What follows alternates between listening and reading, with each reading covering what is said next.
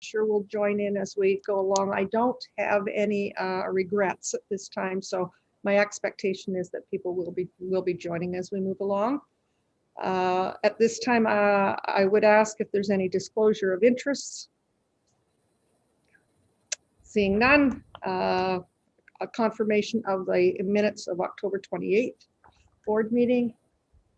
Chair Emerson, Mr. Purchell, all those in favor, and that's carried. We have a presentation this morning. As most of you are aware, this is John's last board meeting. John has served on the board for 10 years, and his presence and leadership on the board will certainly be missed. The province appointed Vice Chair Molyneux to the Police Services Board on November 2010, and he was appointed by Regional Council in 2018. John is one of the longest serving members in the history of our board. His appointment will end at the end of this year, but his impact on police oversight and governance and community safety in the region will be long lasting. John will leave an indelible mark. As a member of the board and as vice chair now for just over 3 years, John has overseen substantial changes to the region's police service, including the construction of several police facilities to meet growing population and safety demands of the citizens. He has also been part of the approval process for recent business plans and police budgets. During his 10-year tenure on the board, Vice Chair Molyneux supported the approval of some of the best training equipment and technology in the country, ensure that the safety and security of the citizens of this region and the safety of officers, including the establishment of real-time operations center. Mr. Molyneux was a member of the board's bargaining committee during recent rounds of contract negotiations with the YRPA and the SOA, and his skills and ability proved to be invaluable during this time. John's leadership on the board has enhanced the role of civilian police governance in Ontario. He has served on the board of directors of the OAPSB from May 2016 to 2018 and has contributed to a number of board proposals to the province on changes to the Police Services Act, which include creating more efficiencies in police services and strengthening police governance in Ontario. As a member of the board, John has participated in numerous York Regional Police events. Heavens, I can't count them all, John. You are at most of them, including new recruit graduations, auxiliary graduations, exemplary service awards, and events that supported long-standing and strong relationships we have with many communities in the region. John's substantial body of work has earned him numerous awards, including being the proud recipient of the Queen's Golden Jubilee Medal, the Federal Exemplary Fire Service Medal, and the Provincial Fire Service Long Service Medal, recognizing 35 years of service. And in 2013, John was appointed by His Excellency, the Right Honorable David Johnson, as a member of the Order of St. John. John's support as vice chair has been monumental in supporting and advocating the board's decisions and has been imperative to board governance and oversight. It's been my pleasure to work alongside with you, John, in your role as vice chair these past 3 years. For that, I'm truly grateful. So on behalf of the board and of the citizens of the region, I'd like to thank you and recognize you for your dedication, your commitment, and your extensive contribution to good governance and community safety. We all wish you well in your next chapter. Now, normally at this point, we would be giving you a presentation, but because we are remote, we will be having a presentation. I think it will be very quiet at this point. I don't know if there's any other members of the board that would like to say something before we move along. Chair Emerson. Well, thank you, Madam Chair. And Mauricio, Mayor Bobolak was having difficulty getting on. He says his IT is not working, so I'm not sure if it's on our end or his end, so he is trying to get on. Yes, John, we've known one another for quite a few years and over the time of my political career. I just want to say thank you on behalf of York Regional Council for stepping up and sitting on this board to help us, because you were just Mauricio's coming on now. Hold on. Sorry, John. Hello. Hey, Wayne. Yeah. Hey, listen, I'm having. Yeah, I just asked Jacqueline to look into it, if you can help you. No, I see. It's on my part. Okay, Okay, thank you. bye-bye. So I just want to say, it's been a pleasure working with you. We want to thank you also for the leadership you provided in the negotiations for all our contracts. You know, it goes to say, I think for many years, fire and water, fire and police never got along. They don't. They seem to be like fire, water and oil, but you have a way with you, sir. You're very well respected in all the emergency care services, and so I just want to thank you for that. I look forward to seeing you over in the streets and walking around, and hopefully you won't be a stranger. But please take this opportunity to enjoy retirement. I know you like to travel to Las Vegas, not to play in the games, but you like to travel to Las Vegas with your brother. So please really enjoy retirement, and don't be a stranger. And I think sometimes if we know, you'll probably be reaching in, listening to what we're doing here. So we'll continue to try to keep the ship a sail and moving forward. But thank you, John, and it's really been a pleasure working for you. But on behalf of Regional Council, thank you for your dedication to the board. Thank you. Thank you very much. John, did you want to say a few words? Well, yeah, I will be brief. I have to say that it's been an honor and a privilege to have held this position for 10 years. 10 years seems to go by very, very quickly when you're enjoying what you're doing. This organization makes that easy to do. We make some tough decisions, of course, but the quality of this police service that we are the board representing the citizens of the region is, I think, second to none in the country. I served under 3 board chairs, the late Regional Councillor Danny Wheeler, Mayor Frank Scarpetti, and yourself, Madam Chair. I have enjoyed working with all 3 of those chairs. Excellent people, providing excellent leadership to the board. I also worked alongside three chiefs of police, Armin Labarge, Eric Jolliffe, and now Jim McSween. I like to say when I'm talking to people, I've probably been around here for the best 10 years that there's been that I can remember. Chair Emerson talked about the relationship between police and fire. I never understood what the problem was, and I honestly never felt that way.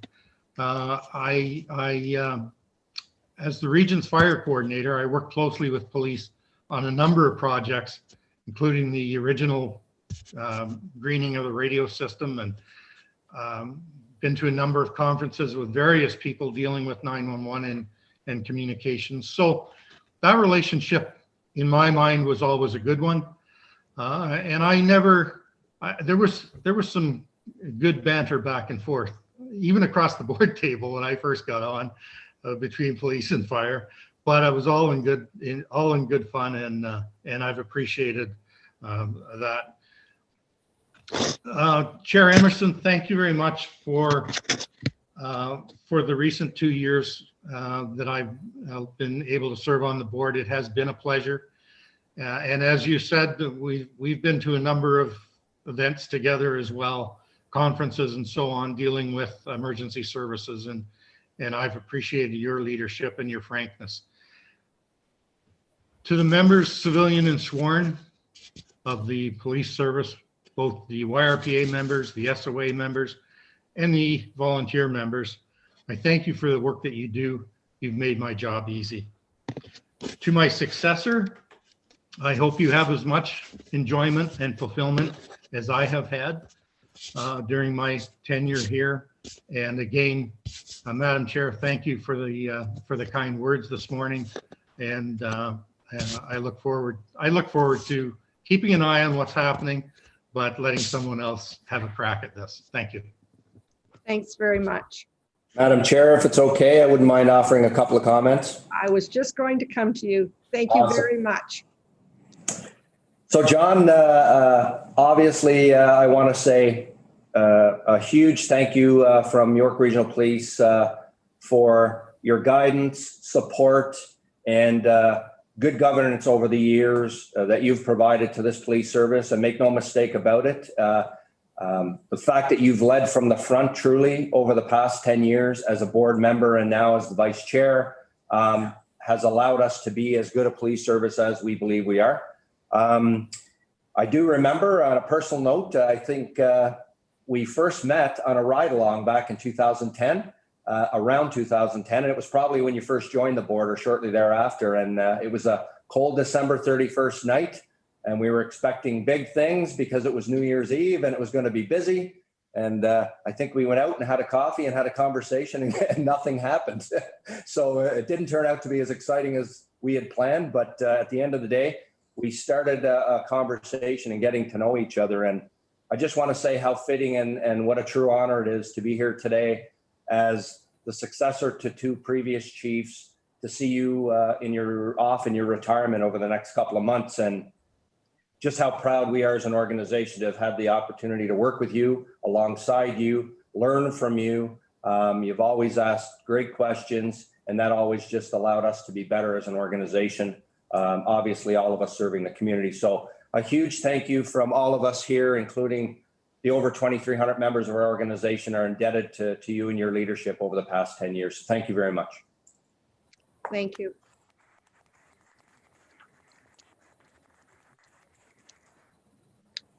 Ms. Fang.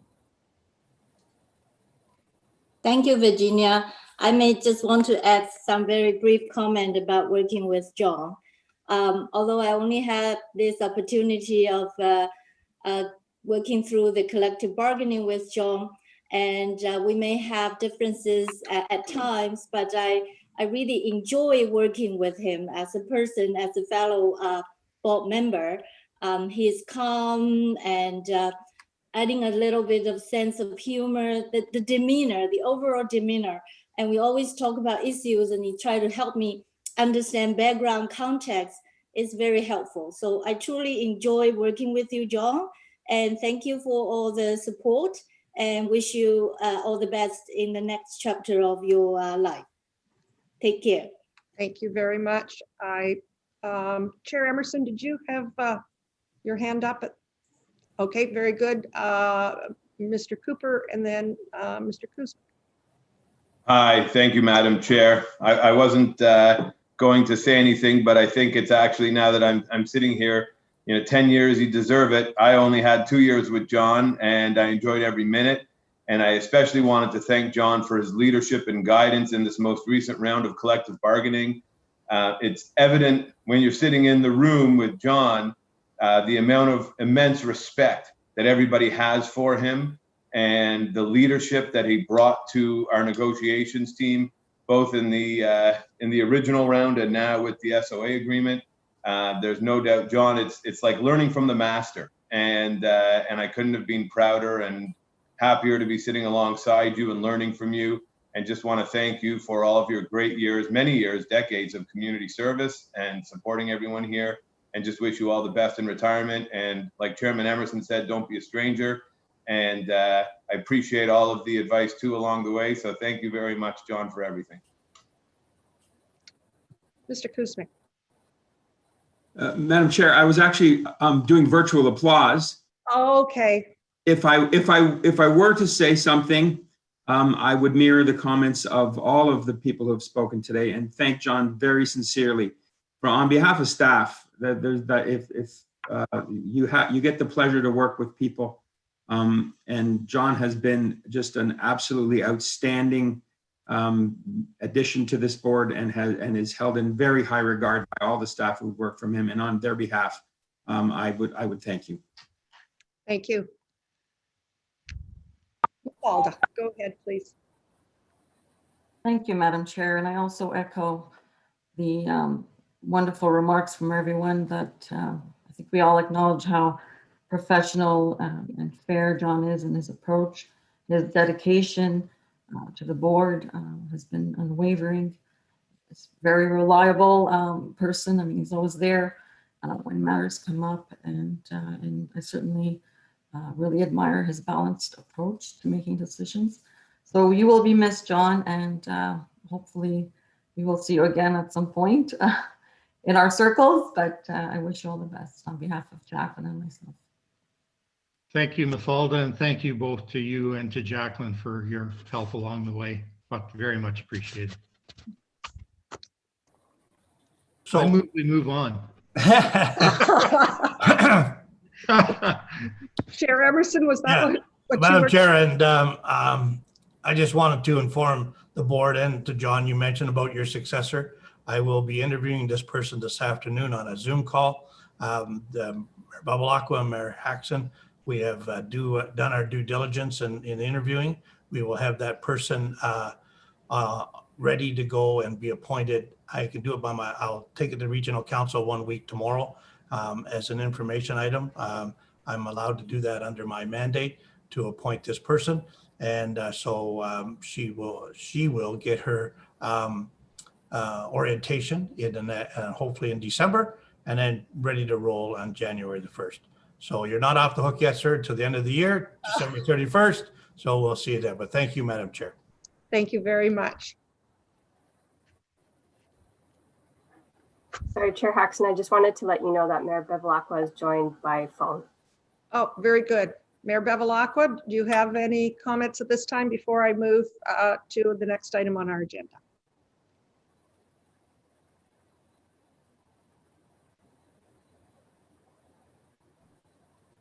His phone is muted, Yeah.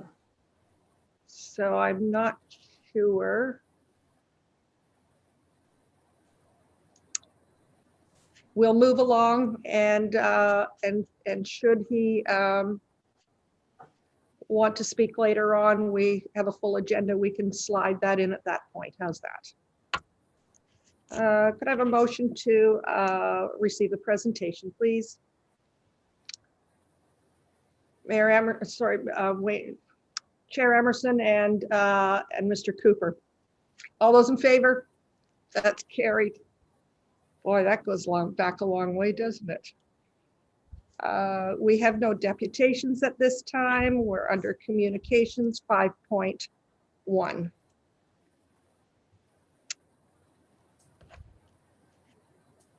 Any questions, any comments? Mr. Cooper? My only comment is that I would like to recommend that YRP consider adopting a similar motion to that of the Halton Police Board. Thank you. Chief, were you going to speak to this as well? My comment on it was to actually make sure that we share this information with Ricky Verapan and ensure that we are in alignment with any direction provided. So I will do that, and we'll carry that conversation forward, and we can come back to the board with any changes that need to be made at our end, if any. Thank you. January meeting, I would assume, or would it be later than that? We could probably do this by January. Thank you. Any questions, any comments? I have a mover and a seconder, please. Mr. Cooper, Mr. Molyneux, all those in favor? And that's carried. Item 6 is items for consideration, reports of the chief, and go ahead, Chief. Yeah, good morning, Chair, Vice Chair, members of the board. A presentation does go along with this board report, so I won't get into the report too much, short of saying that I'm extremely proud of the work that all members around this table have done to get us to where we are today. And I know both our manager of financial services, Jeff Channel, and our assistant manager, Sunita Airy, will walk you through that. As you know, we were providing communication by Treasurer Laura Mirabella in a letter dated June 1st with a preliminary planning allocation. And we did a tabling of the board of the budget to the board in September 23rd. And I'll let both Jeff and Sunita walk you through the presentation and answer any questions you may have after that. Over to you guys. Thank you very much, Chief, and good morning to the board. And I just wanted to ask Jacqueline if we could have the control to share the screen. Yes, I transferred it over. Thank you, Jacqueline. And I'll just confirm with you that you're seeing the full slide view. Jacqueline? Yes. You're not sharing your screen yet, though. I can't see anything.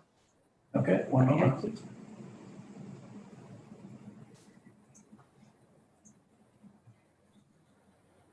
Just be a moment. Okay, can you see us now, Jacqueline? Yes, it's coming through full screen. Thank you for the confirmation. And good morning to the board. Joining me today is Sunita Airy, Assistant Manager. And during this conversation, next slide, please, Sunita. We'll be discussing the budget linkages between the current request and the 2020 to 2022 business plan. We'll talk about emerging crime trends and discuss their impact on the operating budget. This is a budget that now meets the preliminary planning allocation requested in the June correspondence. Sunita will help us through the capital budget. She'll focus on technology and innovation in her conversation, followed by the recommendations contained in report 6.1. Next slide, please.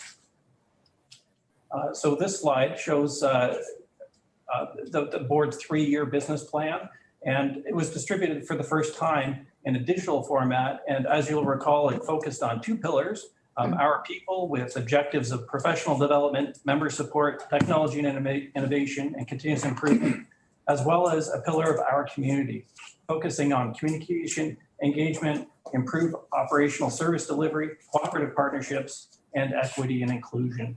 And the linkages in our budget are shown on this slide. On the left of the slide is a partial list of the 2020 budget initiatives that the budget has supported. And that includes the first of its kind human rights classroom at the Community Safety Village. It includes a presentation by Project Nova, an update given to the board September 23rd, outlining plans around call diversion and verified alarm response. And it includes also on September 23rd, a direct purchase of the enhanced customer service system, as well as a purchase this year of a new remote piloted aircraft. Our people initiatives being completed in 2020 are the October opening of the Marine headquarters, some new values that were established through the Professionalism Through Ethics Committee, as well as the October 23rd update to the board around the 20-year facilities plan, as well as significant improvements behind the scene, digital evidence and connected officer programs. On the 2021 budget, this ask is here to support a number of initiatives, including what we hope to be an increasing investment by the province for peoples in crisis, impacting our mobile crisis response, as well as a number of training, improving our de-escalation training, as well as a number of strategies around inclusion, road safety, and human rights education. Under our people, we have the September 2020 groundbreaking at our One District headquarters. You'll hear from Sunita how that's linked into our capital plan, and also member wellness strategy improvements, a new talent management system, our continued breakthrough initiative, as well as 2021 themes from Project Nova, our efficiency project, focusing on alternate service delivery and frontline staffing. Next slide, please. Use the button. Okay. Thank you. And this is our 2020 crime trends. You can see a number of, this is an unusual decrease on the left-hand side of the slide, but it's COVID-related impacts. And some of them are easily explainable. With more people at home, we've had less break and enter opportunities. Less people on the roads has led to fewer traffic violations and fewer impaired violations. On the right-hand side, highlights a number of increasing crime trends. I'll bring to your attention the bolded areas, a 47% increase in drug violations. And this is where investigators have told us that drugs and gangs go hand in hand. We've also seen an increase for dangerous operations. Next slide, please. So this slide shows you the crime severity index, which is a Statistics Canada indicator. It's a weighted measure, meaning more serious crimes have more impact and fluctuate on the index. You can see on the left-hand side a declining 15-year decline between 1998 and 2013, followed by 5 years of crime severity index. The chief has commented on this recently. He has said this has a direct impact on our communities. Next slide, please. And That crime severity has shown up in our own statistics. This slide shows violent and organized crimes with shooting incidents up 13 times. 2015 level was 4 shooting incidents. We now saw 57 shooting incidents in 2019. Organized crime increases by 9 times, up to 3,400 organized crime types. We've seen a doubling in cyber crimes, despite what we know is an underreporting problem in cyber crimes, as well as increase in violent crimes. This has had an impact on the budget. You can see at the top, a 123% increase in overtime hours, again, taxing on our people, affecting our wellness, as well as 175% increase in wire room hours, and this is monitored costs. And this just speaks to the complexity of these investigations. And so this next slide is a video, and I'll just introduce it by saying that these are some of the initiatives that we've addressed to address violent and organized crime in our community. Organized crime does not always come in the form that we expect. It does not always have a name like Ndrangheta, the Mafia, or street gangs. Its members do not always wear colors or have origins that are several decades old. Organized crime begins with an opportunity to make money and a level of greed that leads to criminality and violence. Project Sindicato was the largest effort to combat organized crime in York Region's history, culminating in a massive bust in July 2019. More than 500 officers coordinated to dismantle gambling dens across the region and hit mafia members where it hurt the most, their wallets. Following a long string of violent incidents across the GTA, organized crime investigators launched Project Platinum. This investigation focused on a group of rival towing companies embroiled in illegal activity and vying for control of the industry at all costs. The execution of more than 20 search warrants in spring of 2020 netted dozens of illegal firearms, more than $500,000 in cash, and 11 tow trucks. More than 20 people were arrested and faced charges ranging from arson to murder. A palatial Markham home was the focus of Project Endgame in the summer of 2020. Inside its walls, homeowners operated a sophisticated illegal casino. Following a search warrant of the residence, officers seized 11 firearms, more than $1 million in cash. Police also restrained the $9 million mansion. This is only a small glimpse into the extensive work York Regional Police does every day to disrupt and dismantle dangerous organized crime groups operating in our community. With every successful operation, York Regional Police keeps our citizens safer at work, at school, and on our streets and in our homes. But organized criminals are relentless as long as there is influence to be gained, territory to protect, or a market to exploit. Our police service must be equally unrelenting, working proactively to penetrate these criminal operations and keep several steps ahead so that we don't afford criminals the space to thrive in our region. Thank you. Next slide, please. Thank you. And that video does emphasize the sophistication and the complexities of crime. I'll just speak to the financial costs of these large projects. And this is, again, going to be a 2021 impact. Project Endgame, this is the illegal gaming operation outlined in the video. Those had investigative costs exceeding $1 million. The tow truck industry, the Project Platinum, had costs exceeding $3.2 million. And our traditional organized crime project Sindicato costs in excess of $8 million, in addition to the other projects listed on the slide. Next slide, please. So our ask this year is for a total of 23 additional members, 11 of which are tackling the crime severity and violent and organized crimes. We have 11 members to improve member wellness, which we'll speak to in a separate slide, as well as 1 member around our major case management to address legislative requirements. This does come at a cost, and the 2021 ask includes $1 million of $3.2 million. That will be the full cost of those 23 members once that's phased in over 4 years using a gapping treatment. However, we did outlook 34 staff. This is a budget that has come in 11 members less than our outlook, and that saves $1.5 million over that same 4-year term. How we did it is shown in the next slide. And the board did receive a September 23rd briefing from Project Nova, which is our efficiency and effectiveness project.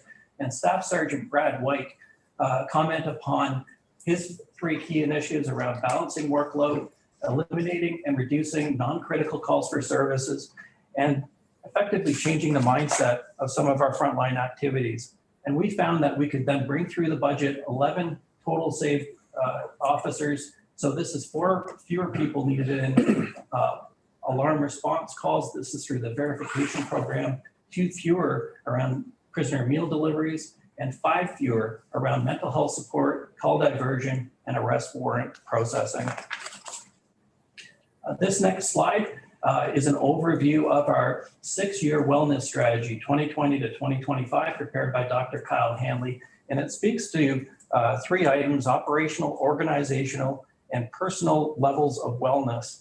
And although this is not a full briefing on the plan, the idea in the 2021 budget was to add capacity to psychological services, to reduce stigma around mental health, to raise awareness, and this is supported by 3 additional staff to psychological services.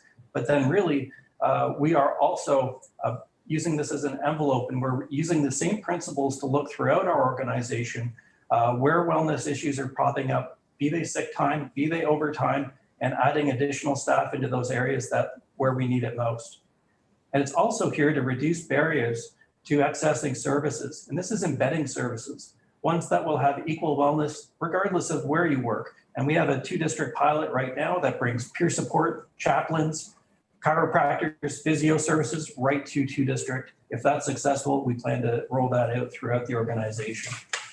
Next slide, please. And on the left of this slide is our gross expenditure ask in 2021, totaling just under $400 million. The gold area, 86% represents salaries and benefits to our over 2,300 additional staff, and this includes the 23 additional staff asked for in the 2021 ask. The smaller areas, general program and occupancy costs are our consumables, whereas the green section for financial is debt servicing and financing costs. Next slide, please. And this slide basically shows our budget story. Back in June, we were given some targets. Our preliminary planning allocation from Treasurer Mirabella at $12.7 million.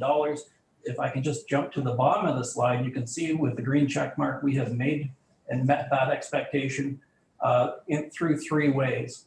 So first of all, we had 2021 budget pressures, we had bargaining pressures, and for those on the board's bargaining team, these numbers match out to the costings that have been provided throughout the bargaining process. Additional pressure of $1.6 million. We had some COVID impacts, and this related to some revenue adjustments as well as some additional expenditure adjustments in 2021, and that totals $800,000. We have a reduction in revenues due to the verified alarm process of $700,000. However, we found quite a bit of efficiencies and savings this year. Existing and new staffing, what's going on in that group is that we've removed retirement overlap. This is $1.8 million that the board added in 2017 to bridge us through what was a retirement wave. We also had savings in this year from the 11 additional staff that we weren't asking for. However, we had a number of pressures, including the cost of WSIB. So the net of all of that is $1.1 million saved.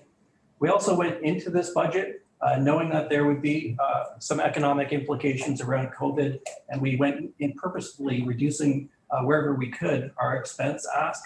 We also held steady our infrastructure reserve, which produced a savings from our outlook. New since September, our 3 initiatives, finding the remaining $1.48 million. This is around temporary common expenditures. This is a region-wide initiative where we are grouping certain expense spending that we don't plan to spend because of the COVID emergency in 2021, and that'll be grouped and sent over to where it's needed most. Additionally, there's savings around hiring gapping, and this is an item that had quite a bit of debate internally. We already have existing gapping assumptions. This was adding to it, but it was really our best method to get us to the budget expectation. So we've increased our hiring gapping by $300,000, as well as additional bargaining savings. And these are the items that the board's bargaining team negotiated, whether they're concessions or whether just savings anticipated. But I did want to comment to the board's bargaining team that every item that's in the saved category of the costings have been walked through and for the benefit of the taxpayer. Again, we've met our budget proposal at $12.7 million incremental ask. Next slide, please. And this slide shows both the 2021 and 2022 outlook, both for gross deducting revenues gets you to the net number. This is a 3.65% increase in 2021. This compares to a 4.12% increase that the board approved last year in 2020. And there will be some assessment growth. And we show this version because the board in the past has liked to see the assessment offset, which is the way that the total region winds up. However, just to let you know that assessment growth is not allocated to YRP. So this would be up to council to decide how to utilize the funds. But looking at it through that view, it's a 2.26% increase this year, and over 2 years, it would be 2.99%. Next slide, please. And before I hand it over to Sunita, I just wanted to comment very briefly on the capital process that we do behind the scenes rank the projects. We develop a 100-year life cycle replacement strategy. We also prepare for internal purposes a 20-year view. But as Sunita will mention, we're showing here a 10-year view of that plan. So with that, Sunita. Thank you, Jeff. Good morning. The 2021 capital budget proposal and the 10-year outlook provide the infrastructure necessary to deliver quality policing services in accordance with asset management planning. The 2021 proposal is $34.3 million, which does include rebudgeted funds of $21 million. These rebudgeted funds were requested and approved for 2020 spending, but due to delays are being rebudgeted for 2021. We're requesting capital spend authority of just over $47.5 million for approval for multi-year spending commitments, the largest one being the one district headquarter. And we're asking for a 10-year outlook of $214 million. This 10-year outlook is over the preliminary planning allocation, but that is primarily due to the 2020 budgeted items. With capital investment, YRP continues to transform policing by leveraging technology that enhances both the safety of our members and the community. We're policing smarter with business intelligence solutions. This is a key driver to YRP's strategic priorities. Using Spider technology, which provides a customer service infrastructure built exclusively for law enforcement. This provides a capability to send one-to-one text messages, emails, and surveys to our crime victims and the community. We're leveraging a digital evidence management system in partnership with Axon, and also incorporating Project Street View through business intelligence, which has map layers that show registered business and residential cameras in the community. We also have upcoming technologies through capital investment, and you can see the list below: connected officer, next generation 911, member wellness dashboard, and connected communities.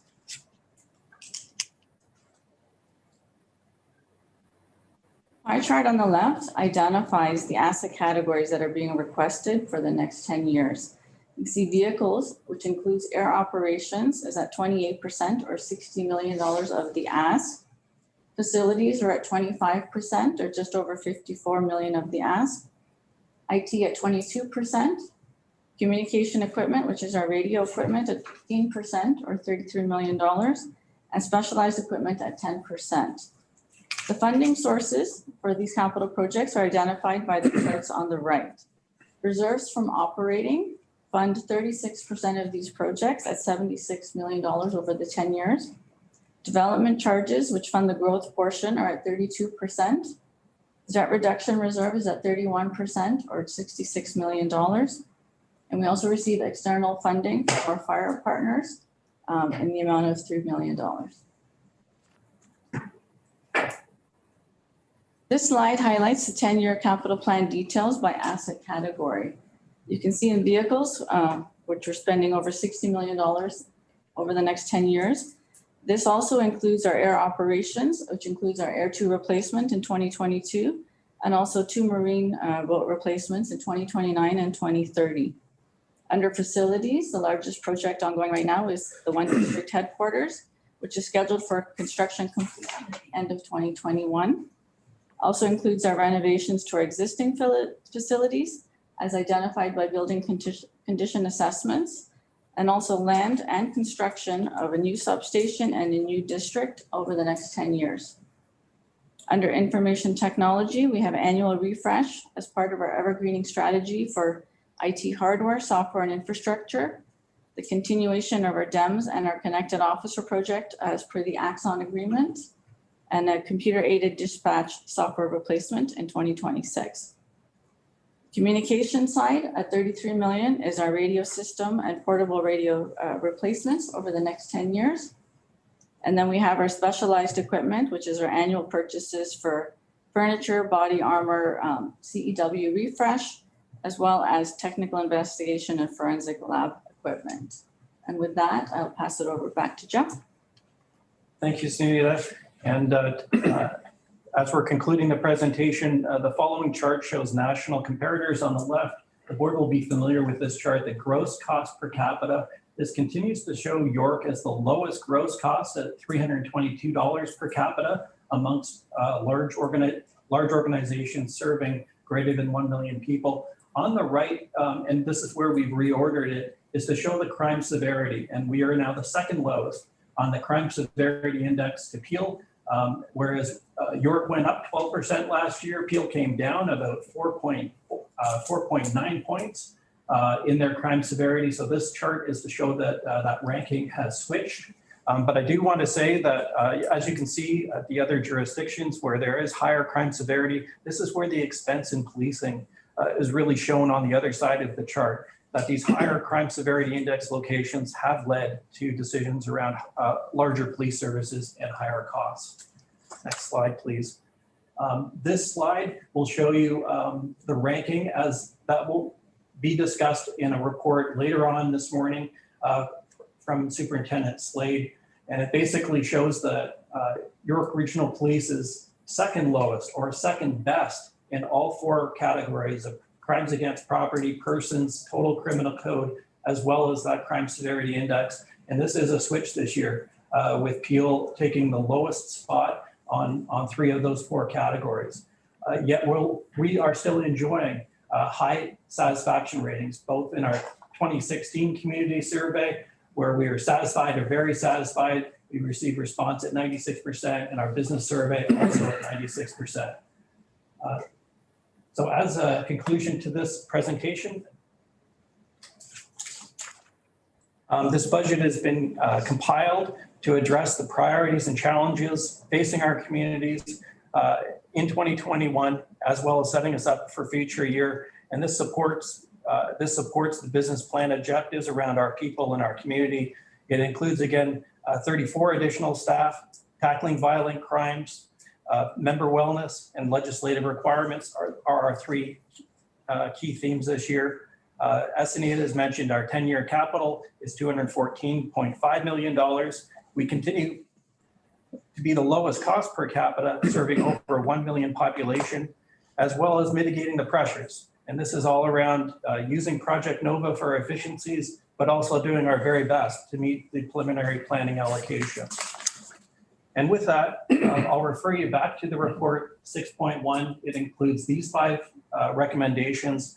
And I just wanted to conclude this by stating that on a per household basis, the increase is $33.20 that we're asking for. This would bring the net cost per household up to $943. Again, that's on a per household basis. And we are asking again for operating approvals for 2021 under recommendation one under recommendation number 2. We're looking for an outlook into 2022 for financial planning purposes. Recommendation number 3 is capital spend authority approval. Recommendation 4 speaks to a 10-year for capital for financial planning purposes. And finally, to forward these information for Treasurer Marabella's expected tabling on February the 18th. And with that, we're here to answer any questions that you might have. Thank you very much. Questions from members of the board? Ms. Fang, go ahead. Thank you, Virginia. Thank you, Jeff, Sarita. Couple quick questions, please. Maybe one either a question or suggestion. I'm wondering, is there any particular reason the presentation is not shared as part of the board package? So we don't have time to review it. And the reason I say this is, I think now since last year when I look at the budget process for the first time, and I learned over the bargaining process that it's a rolling 3-year operating budget practice, and then the capital budget is rolling 10-year. So I look at 2019, when we did the first 3 year, that's for 2020 to 2022. On 2021, now we come back to the same budget level, just over 360 million. In this October, like 2 months ago, when you came in, you did ask for about $1.5 million more, but now you are able to come back to the original operating budget level of 360 million, which is good. However, for 2022, last year's budget on 2022 is just over 374 million, but now we are asking for almost 5 million more. And I know it's for financial planning purpose, but I would like to understand year over year, 3-year rolling budget, what is the difference? If we are able to hold 2021 budget level, is there any reason we cannot hold the 2022 budget level? And then same on the capital budget. Last year, the 10-year, it's like just over 194 million capital. And this time the 10-year is 214. And that's over 10% increase. So I like to understand, historically, is our 10-year capital budget normally keeping at the similar level or with reasonable increase? But this time around 10% more increase, there got to be some very good reason. Even in the September, just this past September, your capital budget it's between then and now, it's like 200,000 difference. That's probably just some project moving around, but I think it's good to either share the information or include some slide to explain year over year, 3-year and 10-year budget differences, so we can all understand what happened. Thank you. Thank you, and through you, Chair, a couple of answers. So for the 2022 item, there was an increase into 2022. The main factors that's going into that increase was, first of all, that we're maintaining 34 additional staff, not 23, but 34 additional staff in that year. The other item is that there were a number of requests that we couldn't fit into the 2021 to meet expectations or internally. And we did add costs into the 2022 in order to facilitate those requests into 2022. And it's just a number of internal requests. And then the third main item in that is around wage assumptions. And again, it's just editing the gapping treatment, whereas we can afford it perhaps in 2021, but we have put a provision into 2022 that if we can't maintain that it can in fact come out. So that's the reason for the 2022 increases. I'll defer to Sunita to talk about capital, but I believe the main reason here before handing it over to Sunita is what's in the outlook, the last year of the plan. And we do have a new district that starts to come into the plan in the 10th year, which is why that there's an increase from what you saw this time last year. Sunita, additional? No, Jeff, that's exactly it. So the new district is built into the outlook in 2029 and 2030. So now 2030 has come into the 10-year horizon. And so that's what we're seeing, the large increase in that last year. Yeah, and my other comment is we certainly will take it away with maybe with Mafalda and Jacqueline with respect to sharing materials. It was our understanding that it was shared, but if that didn't, we can definitely take that and take that offline potentially, Mafalda, or would you like to speak to it? Can I speak to that? The slides were shared and they've been attached to the report. We didn't have a separate presentation section. We were asked to attach it to the actual report of the chief. So the slides should be in your eScribe, and they're on our website as well.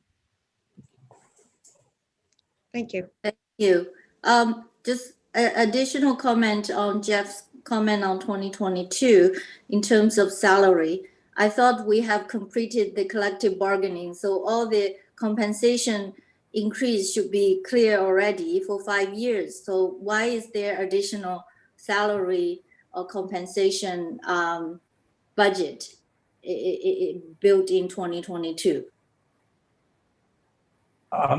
Yes, thank you, and through you, Chair. So the 2022 year includes all of the impacts that were negotiated this summer through the bargaining process, and that includes the beginning in 2022 of the frontline premium. That's one of the drivers of the cost increase that was not contemplated this time last year.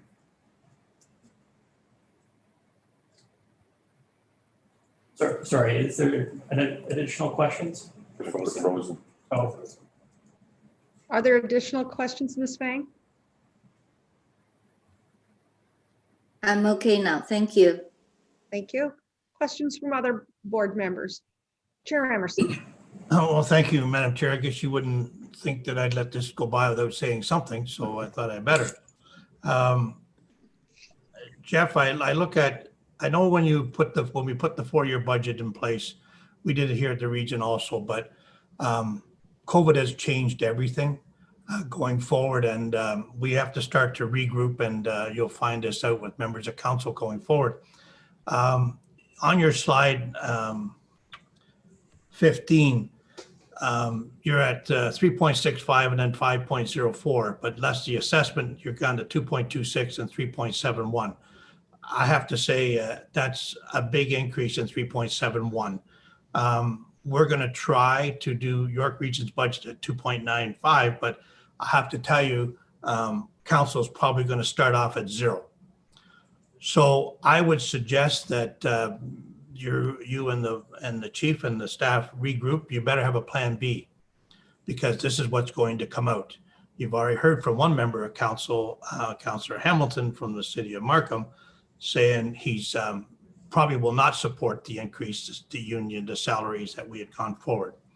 So I am concerned where our own budget's going to go at York Region, but I'm also everyone's, if we do drop the 2.95, because I believe that's what's in this budget's in the 2.95. If we drop it, everyone's going to have to take a hit, not just transportation, environmental services, community health. It will be everyone be taking a hit.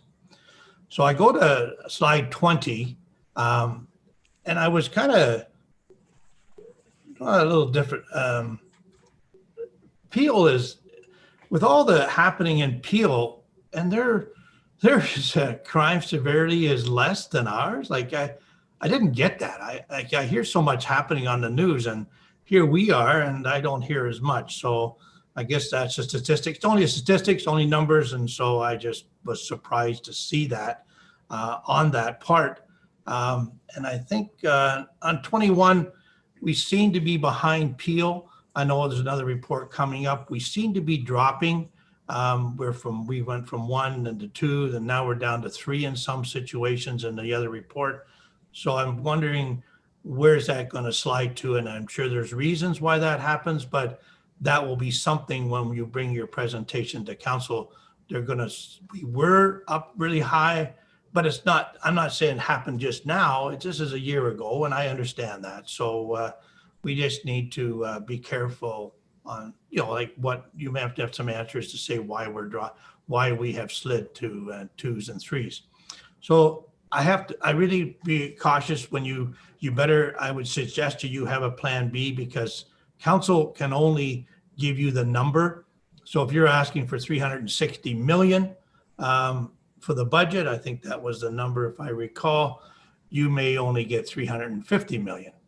And then you'll have to find the $10 million. And I know the Commissioner of Finance, Laura Mirabella, like they're trying to go through this, but I'm reading the tea leaves. I'm reading everything what council's saying at all the meetings, and they're asking to cut and cut and cut. And because of the taxpayer, these are difficult times. And it's not just going to be in 21, it'll be 21 and 22 going forward. And I think on the capital part, The helicopter cost, I believe, at 6.2 million.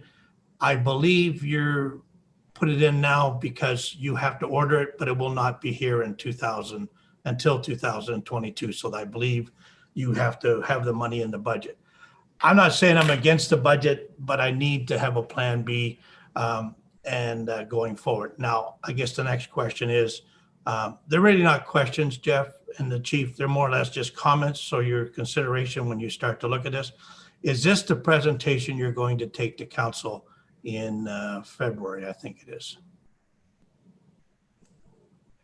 That was the plan, Chairman Emerson, yes. It's okay. But I mean, we're going to take your comments back as well and have some discussions about those comments. So it may be exactly as it looks, and there may be some slight changes. That's fine. I think the presentation's fine. It slipped through, it went through in about 15, 20 minutes. If you go longer than 20 minutes, you lose them. And then you just got to make sure that you get your points across that you want to get across, which is very critical at this time so that you can justify the 2.26. And then I'm not sure where the 3.71, I think that's just an outlook and that's all that is. So we're all doing this. And so I haven't yet met with the my budget team yet. We'll be very hopefully before Christmas and then have a better understanding where we are. The assessment growth, I'm not sure if that's, I don't know if Laura gave you that number, Jeff, or not. I'm not just sure. We're still, I think the numbers are still coming in. So just a caution, Madam Chair, and I just don't have a real good feel going forward this year with my council on what they're going to say. I hear some municipalities are coming in at 2.95. I believe Markham said 0 across the board. I'm not sure. I think even my good friend Mayor Bevilacqua has said 0 in Vaughan. So if they're going to start with 0, then I got to say that they'll be coming to regional council asking for the same thing, even though we do a lot of the heavy lifting on this to keep our doors open. And with COVID, it has impacted us all. But thank you, Madam Chair. I don't have to answer any of my questions. I just want to be aware because I got to put my other hat on, and you knew I wouldn't let this slip without saying something. Thank you. Bye. For sure. Other questions? Ms. Fang? Thank you. Just a clarification question. I think I know the answer, but Jeff, please correct me. The 3-year, normally this year you will do 2021 to 2023, but you stop at 2022. Is it because of the regional election cycle? Yeah, that's correct. And through you, Madam Chair, each year we produce a budget through the end of the term of council, which in this case is through 2022. However, a couple of years ago, we will have done a 4-year budget, again, for the term of council, Ms. Fang. Okay, thank you. Are there any other questions at this time? Seeing none, could I have a mover and a seconder, please? Mayor Bevilacqua, Mr. Cooper, all those in favor? And that's carried. 6.2, interim financial reporting for the period ending September 30th, 2020. Go ahead, please. Yeah, Madam Chair, through you, I will present the report as it sits. It's for a 9-month period ending September 30th, as you mentioned. And if there's any questions from members of the board, I can have Jeff answer or Sunita answer those questions. Questions from members of the board? I'm not seeing any. Ms. Fang, you have a question? Yes, thank you, Virginia. Just a quick question. Under the overtime, court overtime, I thought our court has been closed. I'm not sure even it's still closed or open now, but we still have fairly significant court overtime. I'm wondering, how did that happen, please?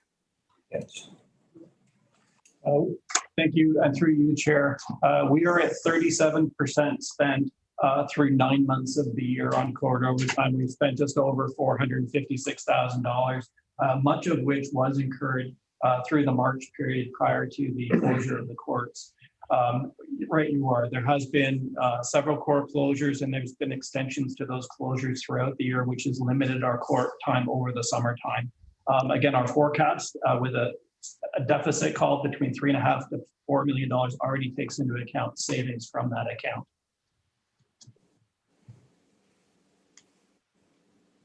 Thank you. Other questions from members of our board? I'm not seeing any. Could I have a mover and a seconder, please?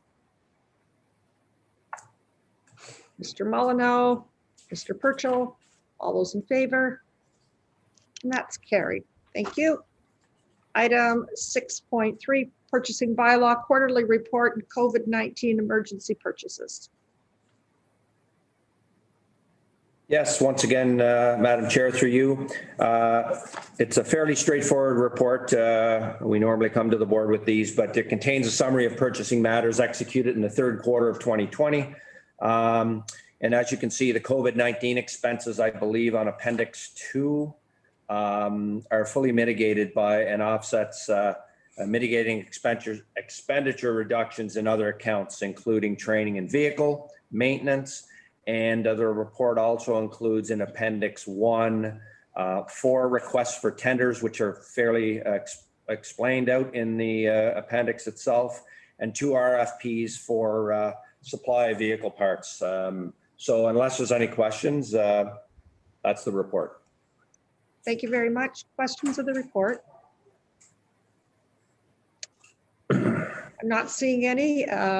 Moved by Mayor Bevilacqua, seconded by Chair Emerson. All those in favor? And that's carried. 6.4, Statistics Canada, Canadian Center for Justice and Community Safety Statistics. Go ahead, please. Madam Chair, good morning. Fairly lengthy report on statistics. I'll turn it over to Superintendent Slade to start off. Randy? Good morning, Madam Chair, and through you. Chairman Emerson, I know you asked about the movement and the differences between Peel. I can specifically say I can't answer as to what Peel's strategies are to make the change, but I can definitely highlight what's impacted our change. So in 2019, we had an increased volume from the National Child Exploitation Coordinating Center, which deals specifically with voyeurism, child porn, distribution, and intimate images and cases of indecent and harassment communications. The biggest impact, so we showed an increase on the crime severity index of 12%. The largest portion of that increase came from our violent crime section. That included homicides and attempted murders. Crimes against properties also increased in the area of theft and frauds. And the impacts also came into play from the changes as a result of Bill C-45 and 46, which dealt with our impaired driving, drug trafficking, and drug production offenses. All of this increase in crime also plays a part in your ability to clear occurrences, which all plays a factor in that weighting number that creates your crime severity index. But it all leads, as Jeff has indicated in his presentation, is this increase is showing up in violent crimes that may go unreported for a time period, and then start showing up in shootings, increased drug activity, which are all tied together in that violent crime section. Yes, we have moved from first to second with Peel. You can see that there appears to be a bit of a dance going on for the last 5 years on first to second. The difference right now between first and second is 0.4, whatever the matrix marks of a percentage that is. So to say that, the change is significant, it's not. We're still a very safe community, and we still do very effective work out there. But note to self is that we're on a 5-year increase, trending upwards for our crime severity index. So subject to any other questions, that really is the highlight As I say, I can't really go into the reasons for Peel's decline. We can definitely look into Peel and find that out, but I can't provide an answer to that question right now. Maybe I'll just add some context as well. And I just want to go back and focus for 1 second on the crime severity index. Randy laid out very nicely how we've increased in certain areas, and the average is 12%, but I can tell you the total crime severity index increase from 18 to 19 is 10.8%, and violent crime, specific violent crime itself is 16.7%. So those are relatively speaking, we're still a very safe community, but you're seeing this play out in the streets weekly. We had, as you all know, an officer-involved shooting a couple of nights ago.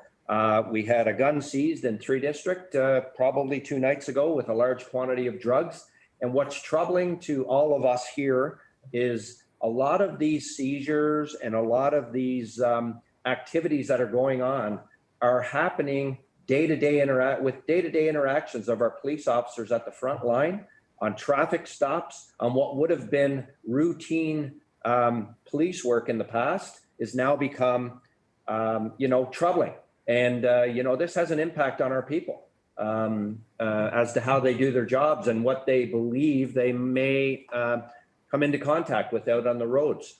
We had a homicide in the last couple of weeks. We've had, so there's lots going on. It isn't just happening, south of the border, out in Peel. Yes, we're all experiencing an increase, but we do a bit of a dance with the statistics back and forth from first to second, second to first to third in certain categories.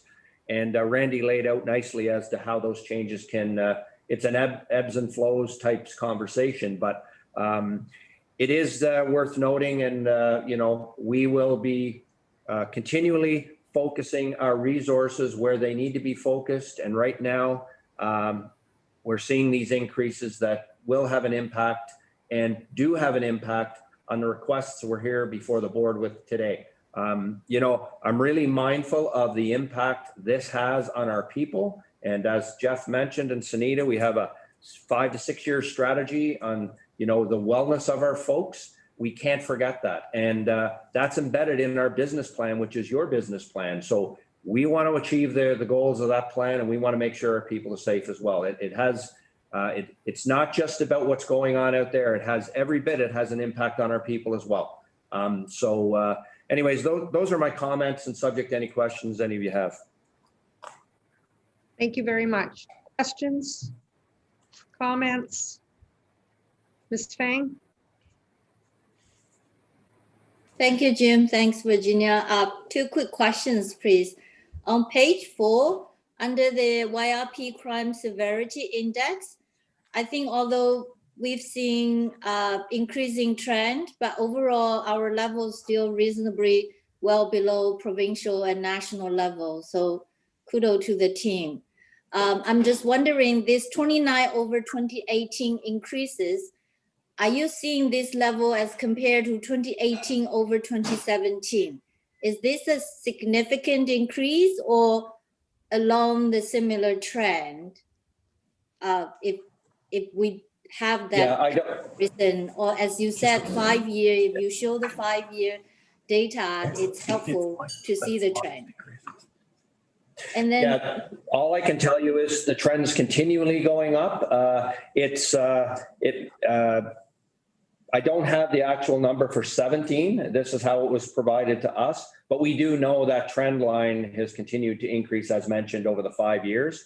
The number itself, what it is, I think it's slightly lower, and we've had a larger increase from 18 to 19 than we had from 17 to 18. So it is going up, but I don't have the actual number, and we can provide that once we get it.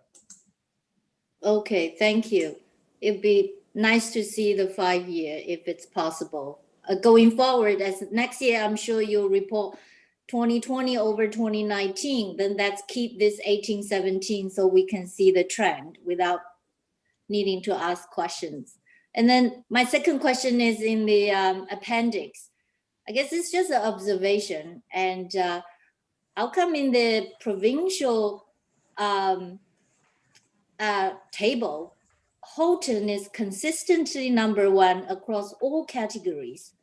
But then in the national table, they are not there. So how is this? How did this work? Yes, Madam Chair, through you. The reason is at the national level, it's the 9 largest police services in that ranking. Halton is a smaller police service, and they don't fall into that ranking structure at the national level. So it scales back to the provincial level, and they are one of the 9 largest within the province. Okay, so Houghton is not in the national pool at all. Yes, they're not considered a large police services within that ranking structure. Okay, thank you. Are there other questions from board members? Seeing none, could I have a mover and seconder, please? Chair Emerson, Mr. Cooper, all those in favor, and that's carried. 6.5, response to human trafficking. Yes, Madam Chair, through you. As you'll recall, back in December 4th of 2019, Mr. Robert Valley did a deputation to the board around human trafficking. So this is in response to that. And it's to be received for information and also can be shared with Mr. Valley. And unless there's any questions, the report itself is pretty self-explanatory, but if there's any questions, I can turn it over to Brian if there are. Thank you. Questions? I'm not seeing any. Mr. Purcell, would you move that, please? Thank you. Mr. Mono? All those in favor? And that's carried. Item 7 on our agenda is items for consideration and from the report of the executive director. Go ahead, please. Thank you, Madam Chair. You have before you the 2021 board budget request in the amount of $499,800, which is a proposed increase of $28,300. And you also have a recommendation to approve in principle the 2020 budget outlook for financial planning purposes. The overall budget increase from 2020 is 6%, and I can provide you with some additional details to explain some of those increases. The increase to the salaries account of $16,000 relates to economic increases, which my understanding is that they have not yet been determined. So there may be some retroactive amounts there, and that's associated with the 2020 increase. The salaries include 2 board staff and 4 members of the board who each receive an honorarium of about $10,000 per year, and those increases are also subject to any economic increases provided to region staff. In the legal account, there's a slight increase in the legal services budget in preparation of any potential increases in grievances or related board matters or ongoing matters that are transitioning or will be transitioning into 2021. I'm also proposing additional funds in the external consultants account. And those funds will assist in supporting the hiring of an external HR expertise to assist the board in developing some key HR policies around performance appraisal and the performance appraisal process. The proposed increase in 2022 outlook will assist the board in the implementation of the new Police Services Act as outlined in the report. And my understanding is that some of those changes will, or the act will come into force at the end of 2021. In the IT budget account, an increase of $5,500 is proposed, and that increase is related to annual fees associated with an impending purchase of software to identify and fix issues that are not in compliance with the AODA, or the Accessibility for Ontarians with Disabilities Act. So on our board website. So our board website needs to be compliant with the standards and the AODA by year end. And that software will continue to support the compliant website, and will fix any issues that come up going forward. I will run weekly audit reports for the board website and repair, as I said, any issues on compliance or performance of the website. There is a decrease of $9,600 proposed in the administrative and office budget account to account for the change in meeting and conference formats to virtual platforms for at least a while longer in 2021. This budget proposal will continue to support the important governance and oversight role of this board. We will be experiencing many changes from a legal standpoint over the next few years, and we want to be sure and be prepared to meet those changes and demands. With that overview, I will take any questions from the board. Thank you very much. Questions? Chair Emerson. Thank you, Madam Chair, and thank you, Mafalda, because that's what I was looking for when you sent us last night. I was looking to see the breakdown, what you give me, but I'm not sure 2021 salary increase. So I don't believe regional council will give our staff 5.8% increase in the salaries.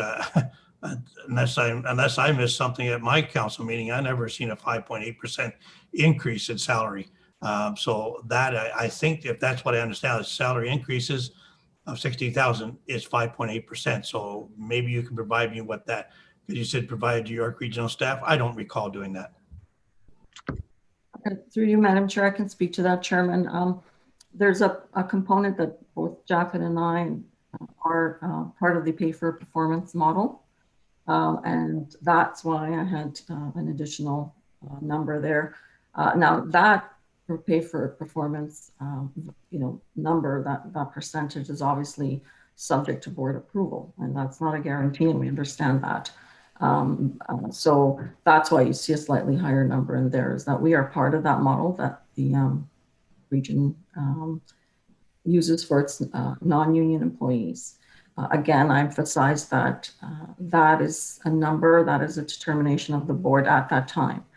It's not a given, it's not negotiated. It is based on a value provided based on performance, and we always require board approval for any increases based on that.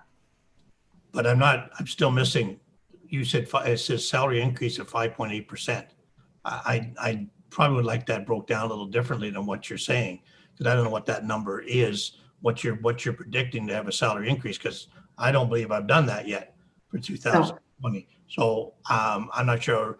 I agree you got to put a number in there, but I don't believe it's going to be 5.8%. So that can be, I know it's not big numbers, but it's how it looks in perspective when these, this is open to the public and open to all my staff. So I need to make sure when I pass something that it's in line with what the region has done. And the other one that I had a concern, it said, you're asking us to increase $10,000 to do a performance appraisal forum process for the chief and deputies. I would have thought, because we belong to the big city chiefs or whatever the group of people are, there's got to be someone that has some kind of just did this, and maybe we could get it from them instead of hiring someone for $10,000 to assist the board in developing a new performance appraisal form. I don't understand what that is. I think I seen something in one of the further reports about the performance, but I mean, I got to think that it's not something we need to hire someone for $10,000 to go into developing something like that. Thank you, Chairman. Those are points well taken. I can certainly perhaps break down the amount for the board's staff, and those are numbers that they're not a given, but I can discuss further with you offline if you'd like me to do that. With respect to the the amount allocated to do the review, again, that's something that is there should we need to use it, I mean, we typically usually go through the region for their assistance, but we may not get sort of what we're looking for, maybe for a number of reasons. And so I always like to have, an amount in the budget in case we need to go outside. Of course, we take, there are a number of steps we take before we get to that decision, one of which is, what are our comparators doing? What is the OACP doing? What's the CACP doing? And we work with those first. And this is sort of a last resort. If there's something specific that this board would like to see in its process and its review, and we need to tap into some HR expertise out there, then we can do that. But just by, our process is always, we work with the region, we work with the resources that we have comparators out there, we have colleagues, share information. So that's our first step. And that's why a lot of times we don't end up going outside, is simply because we end up having the resources that we need. But sometimes we do have to. And this may be one of those cases. And if not, then, then we don't. But I think it's important to have that in there in the time being, just to support the board's decision if it chooses to go down that route. But I don't think the board's been asked if they want anything involved in the evaluation. I don't think we've asked that or even discussed it. Have we? Yeah. I think that we had some discussions, maybe not with the whole board, but I've had some discussions, chair perhaps, and some others. Okay, so I guess I don't know anything about this. So I guess if that's what the chair and the vice chair are looking for, then I'm out in the dark, so I don't understand it. But anyways, I don't really have a big issue because it's not a real big number, but I just have to be cautious on especially the salaries and especially some of the stuff that we're doing differently than what we did before. Thank you. Ms. Fang. Thank you, Virginia. I just want to make some comments, and maybe it's a bit of a clarification. It's generally speaking, I hear the discussion, and I think both are from very good perspectives. The number, the absolute level is small, but it's the relative increases you see year over year, 6%, especially in today's environment. It's a little bit scary. But I think that the visions and things that Mafada would like to achieve and help the board to continue to make improvement in its governance and best practice, it's good. And I think it can still be achieved with the current level of budget if we maintain even at the 2020 level or with a slight increase. Because if you look at the year-to-date actual spend versus budget, except for compensation and membership fee, I assume we've achieved 100% and no more membership fee to pay for the remainder of the year. Then the other expense items are mostly well below budget. So that means there are a lot of room in this budget level that you can redeploy instead of using in certain areas, and you could actually allocate the budget to do what you would like to do from improvement perspective. And also, I'm just wondering from process perspective, I noticed that every quarterly financial update, like what we just went through for September 30th, it did include board expense as part of the YRP overall financial services, financial reporting.